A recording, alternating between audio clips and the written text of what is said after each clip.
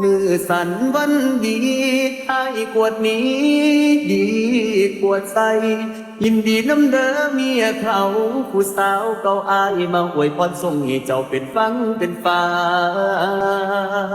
ส่วนโตของอายมันบ่เป็นหยังเจ็บสำนีมันคงว่าตายดอกลา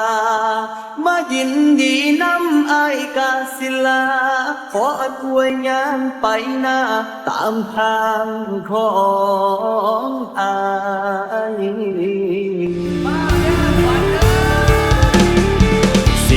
สีมือนี่เป็นมือสันวันดีเป็นมือเศรษฐีอมุตโศกโจกหน่วยนี่เป็นโจกไม่จันขันหน่วยนี่เป็นขันไม่แก้วโตแต่งแล้วให้ย่อมาย่อมาให้เจ้าได้เป็นผู้ครองเคียงคู่อยู่น้ำกันถือไม่เท่ายอดทองถือกระบองยอดเพชรให้เจ้าได้เป็นผู้แก้วสมดังมโนมาย